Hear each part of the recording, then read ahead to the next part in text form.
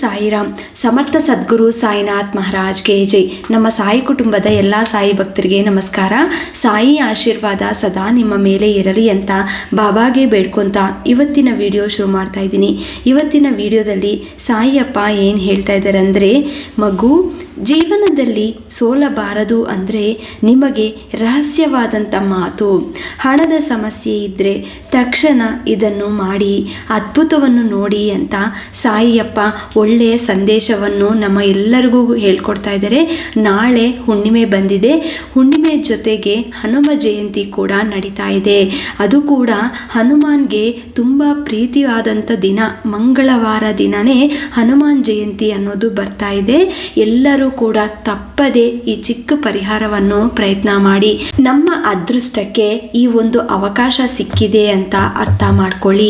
ಜೀವನದಲ್ಲಿ ಎಷ್ಟೊಂದು ನಾವು ಪ್ರಯತ್ನ ಮಾಡ್ತಾ ಇರ್ತೀವಿ. ನಮ್ಮ ಕಷ್ಟಗಳು ದೂರ ಆಗಬೇಕು ಅಂತ ಎಲ್ಲರೂ ಹೇಳಿರೋದೆಲ್ಲ ಕೂಡ ನಾವು ಪ್ರಯತ್ನ ಮಾಡ್ತಾ ಇರ್ತೀವಿ.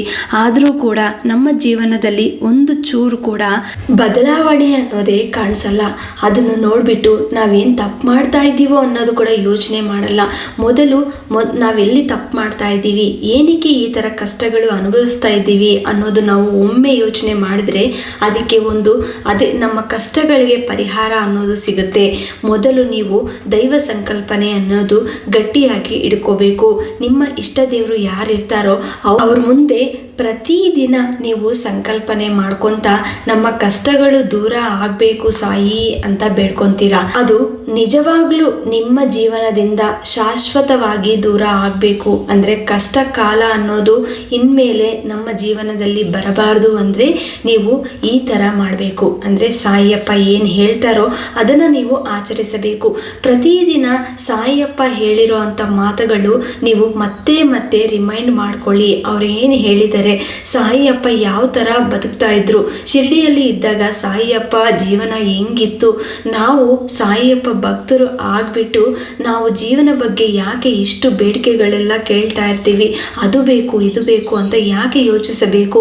ಏನೂ ಶಾಶ್ವತವಲ್ಲ. ನನಗೆ ಏನು ಬೇಕು ಅನ್ನೋದು ಆ ದೇವ್ರಿಗೆ ಗೊತ್ತು. ಯಾವ ಸಮಯಕ್ಕೆ ಕೊಡಬೇಕು ಅನ್ನೋದು ಕೂಡ ಆ ದೇವ್ರಿಗೆ ಗೊತ್ತು. ಮತ್ತು ನಾನು ಯಾಕೆ ಕೇಳಬೇಕು, ಈ ಕಷ್ಟಗಳು ದೂರ ಮಾಡಿ ಅಂತ ಯಾಕೆ ಕೇಳಬೇಕು, ಬೇಡ್ಕೋಬೇಕು, ಅದೆಲ್ಲ ನೀವು ಚಿಂತೆ ಮಾಡಬೇಡಿ. ಯಾಕಂದರೆ ದೇವರು ಹುಟ್ಟಿಸಿದಾರಲ್ವಾ, ದೇವರು ಹುಟ್ಟಿಸಿರೋದೇನಕ್ಕೆ, ನಮಗೆ ಒಂದು ಕರ್ತವ್ಯ ಅನ್ನೋದು ಕೊಟ್ಟಿರ್ತಾರೆ. ಅದನ್ನು ನಾವು ಪರಿಪೂರ್ಣವಾಗಿ ಆಚರಿಸಿದ ನಂತರ ಮತ್ತೆ ಈ ಜೀವನಕ್ಕೆ ಶಾಶ್ವತವಾಗಿ ವಿಮುಕ್ತಿ ಕೊಡಪ್ಪ ಅಂತ ನೀವು ಬೇಡ್ಕೋಬೇಕು.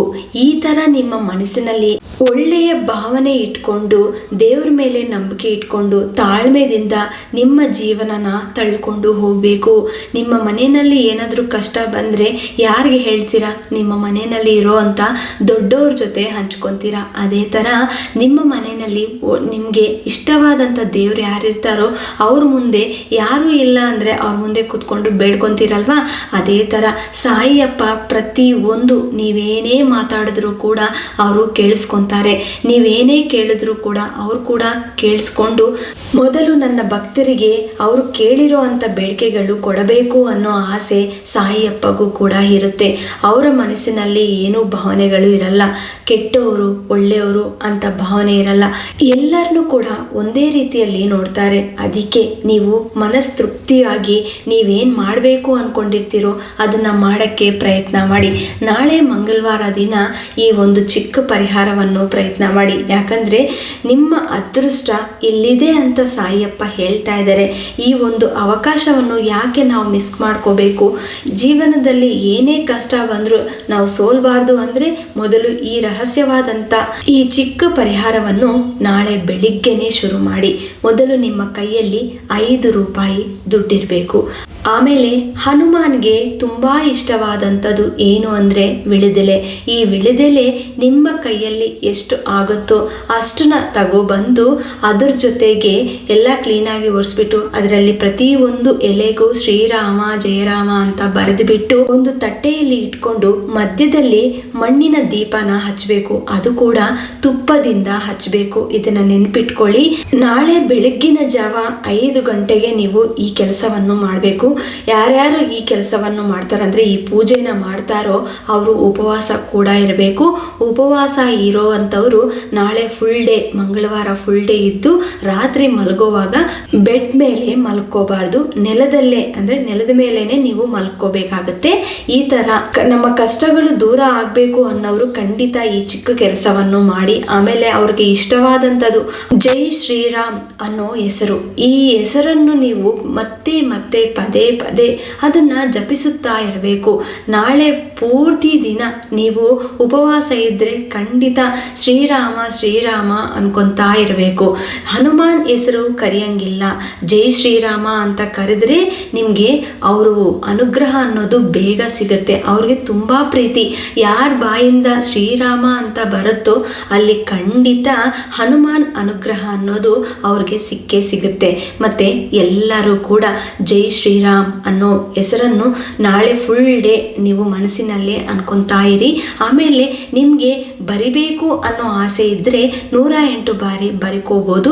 ತಪ್ಪದೆ ಎಲ್ಲರೂ ಕೂಡ ಈ ಚಿಕ್ಕ ಕೆಲಸವನ್ನು ಮಾಡಿ ನಿಮಗೆ ಶಾಶ್ವತವಾಗಿ ನಿಮ್ಮ ಕಷ್ಟಗಳಿಗೆ ದೂರ ಮಾಡ್ಕೊಳ್ಳೋಕ್ಕೆ ಅವಕಾಶ ಅನ್ನೋದು ಸಿಗುತ್ತೆ. ಮತ್ತು ಆ 5 ರೂಪಾಯಿ ನೀವೇನು ಮಾಡಬೇಕು ಅನ್ನೋದು ಹೇಳ್ತೀನಿ. ಆ 5 ರೂಪಾಯಿನ ನೀವು ದೇವ್ರ ಮನೆಯಲ್ಲಿ ನೀವು ವಿಳೆದೆಲೆಯಲ್ಲಿ ದೀಪ ಹಚ್ಚಿರ್ತೀರಲ್ವ, ಆ ಮಣ್ಣಿನ ದೀಪದ ಒಳಗೆ ನೀವು ಈ 5 ರೂಪಾಯಿ ಕಾಯಿನನ್ನ ಹಾಕಬೇಕು. ಮತ್ತೆ ಆ 5 ರೂಪಾಯಿನ ನೆಕ್ಸ್ಟ್ ಡೇ ಮಾರನೇ ದಿನ ನೀವು ಅದನ್ನು ತಗೊಂಡು ಕ್ಲೀನ್ ಮಾಡಿಕೊಂಡು ಯಾರಿಗಾದ್ರೂ ದಾನ ಮಾಡಿ, ಅಥವಾ 5 ರೂಪಾಯಿಗೆ ಬಿಸ್ಕೆಟ್ಸ್ ಏನಾದರೂ ತಗೊಂಡು ನಾಯಿಗೆ ಹಾಕ್ಬೋದು. ಈ ಥರ ನೀವು ಏನೋ ಒಂದು ಆ 5 ರೂಪಾಯಿಗೆ ಏನು ಬರುತ್ತೋ ಅದನ್ನು ತಗೊಂಡು ಬೇರೆಯವ್ರಿಗೆ ಕೊಡಬೇಕು. ಇದು ತಪ್ಪದೆ ಎಲ್ಲರೂ ಕೂಡ ನಾಳೆ ಒಳ್ಳೆಯ ದಿನ ಪ್ರಯತ್ನ ಮಾಡಿ. ಖಂಡಿತ ನಿಮಗೆ ಆ ಸಾಯಿಯಪ್ಪ ಆಶೀರ್ವಾದ, ಆ ಹನುಮಾನ್ ಆಶೀರ್ವಾದ ನಿಮಗೆ ಸಿಗುತ್ತೆ ಅಂತ ನಾನು ಬೇಡ್ಕೊತಾ ಇದ್ದೀನಿ. ಈ ವಿಡಿಯೋ ಇಷ್ಟ ಆಯಿತು ಅಂದರೆ ಎಲ್ಲರಿಗೂ ಶೇರ್ ಮಾಡಿ, ಲೈಕ್ ಮಾಡಿ. ಹೊಸದಾಗಿ ನಮ್ಮ ಚಾನಲ್ನ ವೀಕ್ಷಿಸುತ್ತಿದ್ದವರು ದಯವಿಟ್ಟು ಸಬ್ಸ್ಕ್ರೈಬ್ ಮಾಡಿಕೊಂಡು ಸಪೋರ್ಟ್ ಮಾಡಿ. ಮತ್ತೆ ಇನ್ನೊಂದು ವಿಡಿಯೋದಲ್ಲಿ ಭೇಟಿಯಾಗ್ತೀನಿ. ಅಲ್ಲಿವರೆಗೂ ನಮಸ್ಕಾರ. ಸರ್ವೇ ಜನ ಸುಖಿನೋ ಭವಂತು. ಜೈ ಸಾಯಿರಾಮ್, ಜೈ ಶ್ರೀರಾಮ್.